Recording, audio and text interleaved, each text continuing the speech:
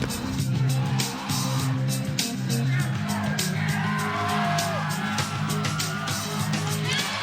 by Hayes. Now the ball pops loose, and Maple Grove's going to have it. Right out in front, they score.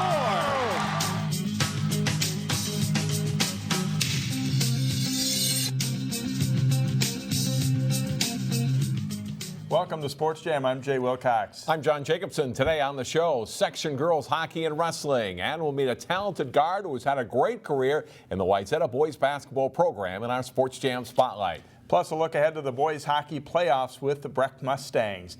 Up first, the state Nordic ski meet. We had some very strong local performances, especially on the girls' side. Highlights from Giants Ridge, and Armstrong's Hannah Rudd is the first girl from our area out, starting third in the pursuit races. Her Falcons chase the team title. Margie Freed of Eastview wins the girls' pursuit title in a combined time of 32:44.6. And Rudd on the right side of the screen just edges Renee Anderson of Hopkins for fourth place. Breck's Ingrid Thier finishes ahead of a Mesabi East skier to take sixth place. 5 local girls are in the top 10, including Michaela Keller-Miller of Wayzata in ninth place. And right behind her in 10th is Claire Benton of Hopkins on the right. In red, Dottie Anderson of Armstrong is 12th, and her sister Lucy is 14th on a big day for the Falcons. Champlin Park in the team competition, and their top skier is Diana Globova in 52nd place. Then it's the boys' turn on a chilly but mostly wind-free afternoon. Anders Sonneson of Wayzata is the first local boy out. Zach Ketterson of Bloomington Jefferson wins easily, finishing over a minute ahead of the runner-up. Sonneson moves up from his starting place to take 13th, and he leads the Trojans boys to third place. Andrew Mian of Wayzata edges Champlin Park's Ian Ivans for 18th place, and here's what 2 girls place winners had to say.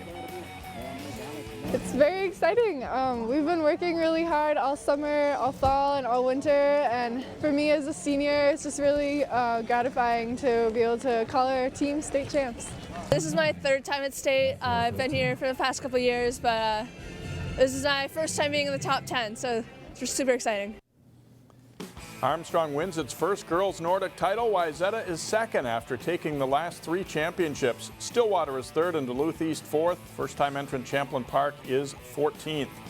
Minneapolis Southwest wins the boys title, edging Stillwater by 7 points. Wayzata places third, and Champlin Park's boys place 9th. Well, for the 5th time in school history, the Maple Grove girls hockey team played in a section final. The Crimson looked to break an 0-for-4 spell in those games as they played Centennial for the Section 5 AA title. Centennial strikes first as Maya Almec turns the corner on the defenseman and puts the shot away, and it's 1-0 Cougars after 1 period. But Taylor Wente takes over. Wente with a good move, and her wrist shot ties it on a power play. Just over a minute later, Wente on a shorthanded rush gets to the net to score for a 2-1 Crimson lead. Late in the second, Lauren Kaufman mishits the Maya Martinez pass, but stays with it, and her wraparound is off a Cougars stick and in. Amber Heglin and the Crimson lead this one 3-1 after 2. Wente adds an empty net goal. Maple Grove wins its first section title 4-1. We were ready for this, and as a team we played amazing together, and we've been trying to do this together the whole year, and I definitely think we did that together. The Crimson earned the number 4 seed in the state class AA tournament and face Lakeville South in the quarterfinals at 8 o'clock Thursday night at XL Energy Center. Phil Murray is the top seed. The Wayzata girls beat Creighton-Durham Hall in the semifinals to advance to the Section 6 AA final. They faced Lake Conference rival Edina for the championship. Scoreless through 1 early in the second. Livy Kilberg scores on the rebound, 1-0 Edina. They'll strike again late in the period. Molly Meyer whistles the wrist shot top corner for a goal. Early 3rd period, nice give and goal. Alita Fiddler to Sophia Slattery. She'll tuck the backhand in, and it's 3-0 Edina. Kilberg takes a long pass and goes in on a power play breakaway and gives Edina a 5-0 lead. The Hornets add one more and are section champions, winning 6-0. Blake beat Breck in overtime in the Section 5A final. Most of our area teams are now in Section 5 3A for wrestling, and to be honest, the best they could hope for was second place because powerhouse St. Michael Albertville is in the section. Maple Grove draws St. Michael Albertville in the semifinals, and the Knights dominate. At 113, Patrick McKee gets the pin here on Michael Worley. 120 is a close match. Gavin Peterson gets the takedown for Maple Grove, tying the score up at 4-4, but Zach Nygaard gets an escape, and he wins a 5-4 decision for the Knights.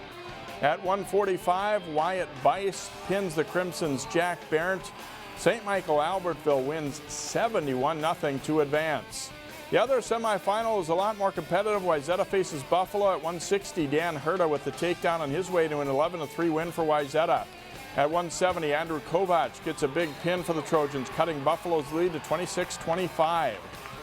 At 195, Jamani Buckner gets a hard takedown, and he wins a 7-3 decision for Wayzata. After a Buffalo win at 220, Wayzata needing a win in the final match, and Bryson Wilkins comes through with a pin for the Trojans as they advance to the championship with a 34-32 win. In the final, Wayzata fares no better than Maple Grove had in the semis against St. Michael Albertville, falling 67-0. Individual sections are Saturday at St. Michael Albertville. In Section 5 AA, Tutina Grace defeated Bloomington Kennedy 36-28 to win the section. The Eagles will wrestle in the state tournament beginning Thursday, February 25th. Their quarterfinal round opponent has not yet been determined. Several local gymnasts will be headed to state. The Section 5 AA meet last week at Champlin Park High School. Rebels 7th grader Cheney New was outstanding in this meet. She wins the uneven bars competition, earning a score of 9.25. Andy Poles of Wayzata makes state again. The senior finishes third on the floor exercise with a score of 9.525. Park Center's Haley Illy won the vault. She scores a 9.625 for this vault. Liz Hammond of Champlin Park finished second. Nadia Bid of Maple Grove is one of two Crimson state qualifiers on the beam. She scores a 9.3. Crimson's Natalie Young also makes state. Grace Trainer of Wayzata is going to state in both floor and the bars. She scores a 9.1 for that bar routine. Champlin Park senior Taylor Gukin in her final section meet wins the floor exercise, earning a 9.575 for her routine. Teammate New wins bars and beam to take the all-around. Champlin Park wins Section 5 AA for a third straight year. They advance to state. We're excited for what can happen at state. We think we can pull a few things around and advance from the score we posted tonight. Champlin Park scores 145.5. Wayzata finishes second. Then it's Rogers third, Maple Grove fourth, and Park Center fifth. New, Gukin, Trainer, and Park Center's Maddie Clausen are the four all-arounders headed to the state meet this weekend at the U of M Sports Pavilion. And good luck to all the local gymnasts at state. Should be fun. That's right. The Class AA team is Friday night and then individuals Saturday night. Up next on Sports Jam, a look ahead to the boys hockey playoffs, plus basketball action. Welcome back to Sports Jam. Time to talk boys hockey. Now, Breck is aiming for a trip to the state Class A tournament. The Mustangs in their regular season finale facing arch rival Blake. Breck's Will Blake bounces off a couple of checks. The pass gets by the first player, but Brandon Leitz hammers it home for a 1-0 Mustangs lead. Will Blake carries it behind the net. Chase Ellingson finds an open spot in front and buries it. Breck leads at 2-0 over the Bears after one period. And they blow it open in the second. Austin Heidemann has his first shot blocked, but he gets another chance and puts it away for a 3-0 Breck lead. And Blake has eyes in the back of his head here as he leaves it for Ellingson. Breck scores 6 goals in the second on the way to a 9-1 win. We'll hear from the Mustangs later in the show. Big regular season matchup in Plymouth as top-ranked Benilde St. Margaret's visited number 7 Wayzata. First period, Wayzata's Luke Patterson to Grant Anderson, who whistles a shot home. And it's 1-0 Trojans, just 2:24 into the game as Wayzata controls play in the first period. But Benilde is the better team in the second. Connor Mayer with an end-to-end rush scores on the wraparound for the Red Knights. And that's a 1-1 game through 2. Third period, just under 10 minutes to go. Wayzata's Amar Batra scores on the rebound off of Tyler Stevens' shot. Trojans looking for the upset, lead it 2-1. But less than a minute later, Mayer scores his second goal of the game, getting his shot through traffic, and it's 2-2. Under 5 minutes to play in the game, Benilde Zach Ristow finds an open Augie Moore for the goal. Moore adds an empty netter as well as the Red Knights stay unbeaten with a 4-2 win. Maple Grove was looking to close out the regular season with a 4-game winning streak. The Crimson hosting Totino Grace on senior night at Maple Grove. A turnover at center ice for the Eagles leads to a chance for Maple Grove. Sam Ross's shot is stopped, but Trevor Janicki scores on the rebound. Maple Grove's got a 1-0 lead in the second period. Ross sets up Tevin Nagard alone in front for the goal, and the Crimson are up 2-0. Big second period for Maple Grove. Matthew Jaglow skates in, throws the puck out front, and Hunter House puts it away for a goal. Maple Grove wins it over Totino Grace 5-1. The playoffs start this week in boys hockey, and here's a look at the seedings for local sections. In 6AA, Benilde St. Margaret's is the top seed. Wayzata is seeded second with section newcomers Edina and Cretin-Durham Hall third and fourth. Hopkins is the fifth seed. Armstrong Cooper is seventh. The quarterfinals are Thursday with Benilde hosting Holy Angels. Armstrong Cooper is at Wayzata, and Hopkins plays Cretin at Charles Schultz Highland Park Arena. The semifinals are Saturday with the section final next Wednesday. Blaine is the number 1 seed in section 5AA. Centennial is second, followed by Anoka and Maple Grove. Champlain Park is sixth and Osseo seventh. In the quarterfinals Thursday, there are 2 games in Champlain and 2 at Coon Rapids. Maple Grove plays Spring Lake Park in the early game at Champlain. At Coon Rapids Ice Center, Osseo plays Centennial at 6, followed by Champlain Park and Anoka at 8. The 5AA semifinals are Saturday at the Champlain Ice Forum. In Section 2A, Breck is the top seed. Delano is second with Orono third and Blake fourth. Providence Academy is the 10th seed and will skate in one of the 2 play-in games Wednesday. The quarterfinals are split between Thursday and Friday nights with the semifinals and final next week. All of those games are at Parade Ice Garden. Now to boys basketball. Armstrong has played a lot of good teams very tough. Their second meeting with Maple Grove was another good one. Brad Davison takes a pass at the top of the key for the Crimson and gets between the Armstrong defenders to score for a 22-14 lead. True Thompson attacking for the Falcons. He shields the ball with his body, gets to the hoop and foul, and ties it at 24. Thompson scores 18. Reed Nicko gets the assist as he sets up Teron Pickford cutting down the lane for 2 of his 19 points. Maple Grove is up 6 at the half. Second half, Armstrong's Race Thompson shows his range, nailing a 3 over Nicko to tie at 56 all. It goes to overtime, and Maple Grove dominates. Nicko dunks it home on the alley-oop, and Davison drives to the hoop for 2 of his 24 points. Maple Grove wins another close one over Armstrong, 71-62. Also in boys basketball, Cooper hosting St. Louis Park. First half, and St. Louis Park's Ray Whitlock beats the defender off the dribble and finishes with the up and under, putting the Orioles up by 7. On the other end, the Hawks' Melvin Newbern at the line. He misses but jumps in for the steal and puts it in for the layup for 2 of his 18 first half points.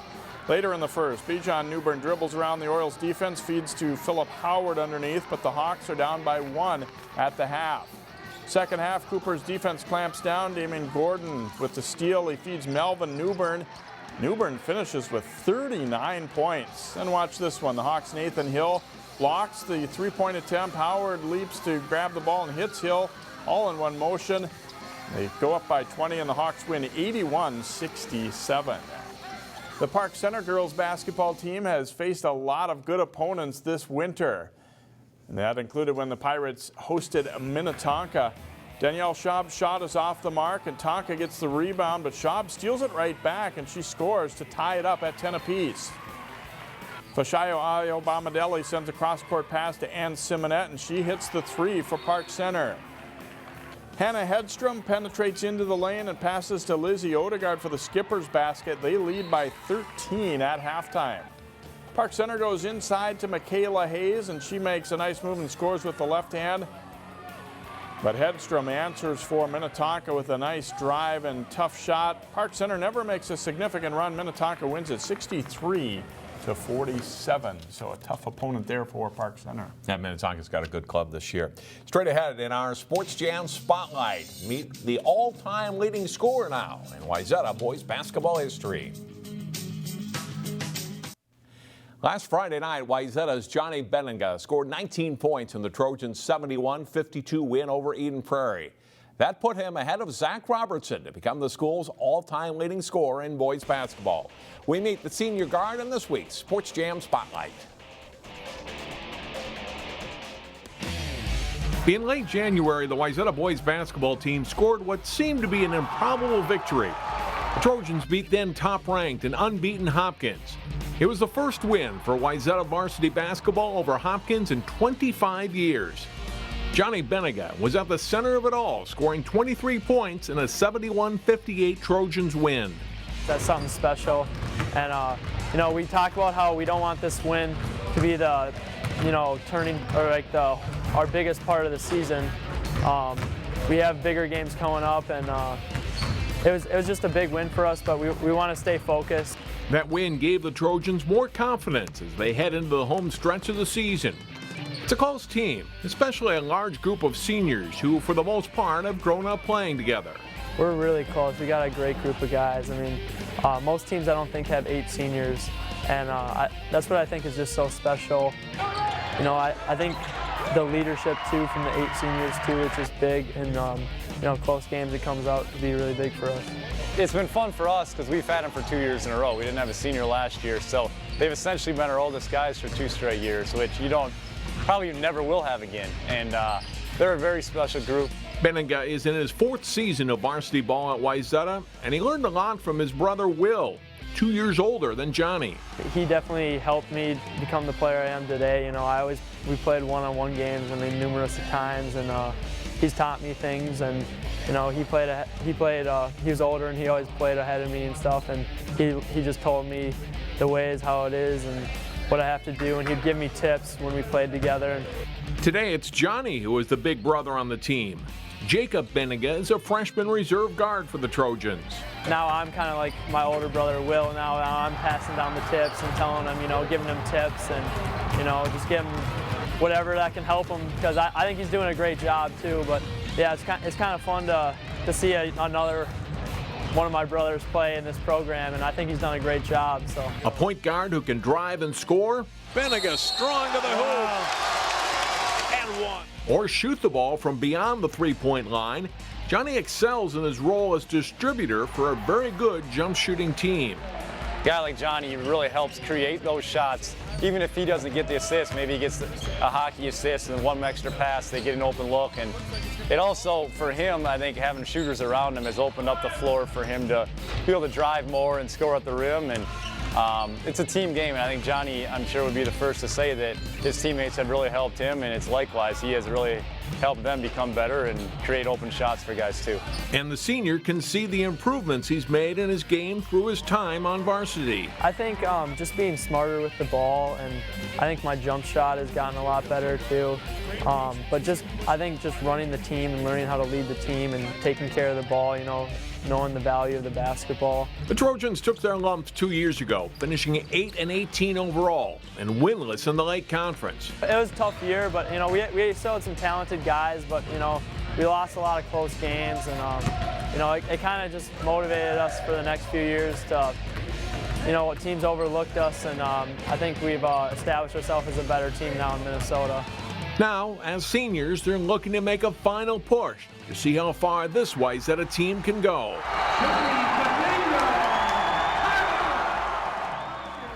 Johnny will play next year at Minnesota State Moorhead. Wayzata closes out the regular season this Friday night against Minnetonka. Jay talks hockey with the Breck boys next.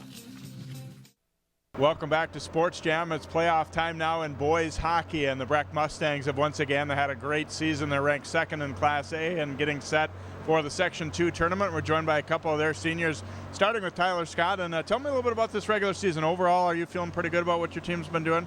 Yeah, we've had a good regular season thus far. We've had a few rough patches, some adversity, but we've handled it well and pushed through it. So it's been pretty good so far. What's the team doing best? What would you say is the biggest strong point of your Breck team? I'd say just skating well. We've been pushing hard and been playing pretty intense, so I think we've done well at that.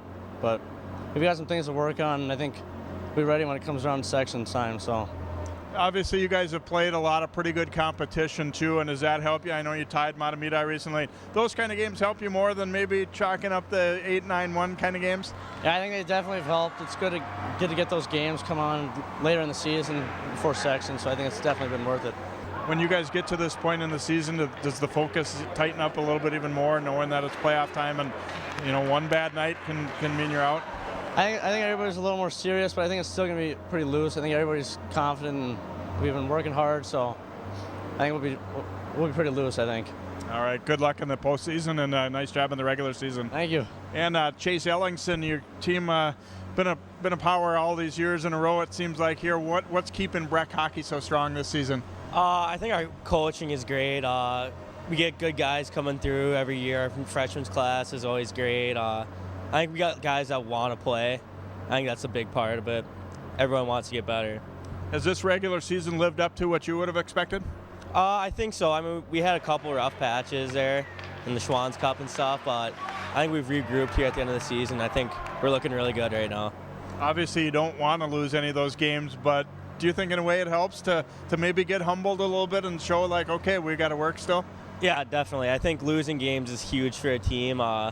I mean, you know what it's like being down in a game, and you know how to respond to that, and I think it'll help us in the end.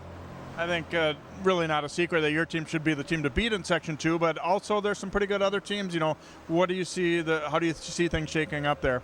Oh, yeah.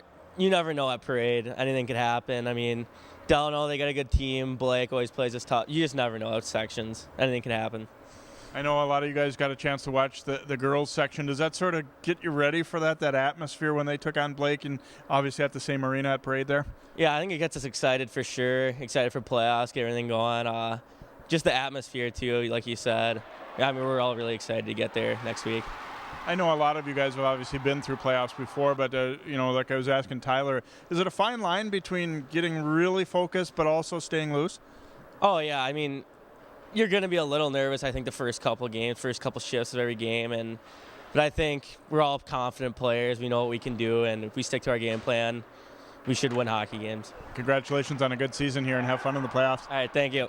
Chase Ellingson of the Breck Mustangs as they enter the Section 2 tournament as the favorite as they look to make a return trip to the XL Energy Center. We'll be back to wrap up Sports Jam right after this. First, our plays of the week.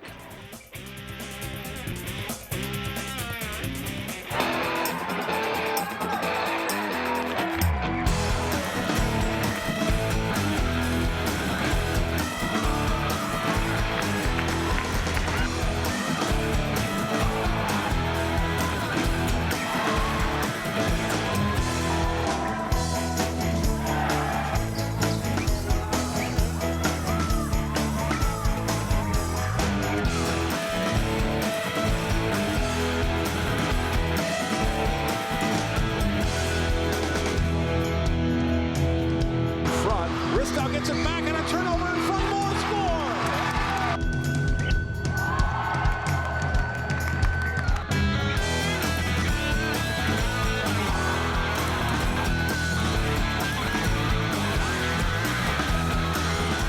And Maple Grove is headed to state. It's your chance to join in the fight against hunger at Empty Bowls for Cross on Thursday, March 10th at the Maple Grove Community Center. For more details, go to InTheCommunity at 12.tv. Be a part of a mega Feed My Starving Children mobile pack event between February 24th and 28th. For more details, go to InTheCommunity at 12.tv. Our game of the week is a girls and boys basketball doubleheader Friday night. It's the second meeting of the season between Osseo and Maple Grove. The girls game tips off at 5:30 with the boys to follow at approximately 7:30. Watch both games live from Maple Grove High School, live on Channel 12 and 12.tv. And that'll do it for this week's show. We're back on our regular schedule next week with plenty of playoff action for you. See you next time.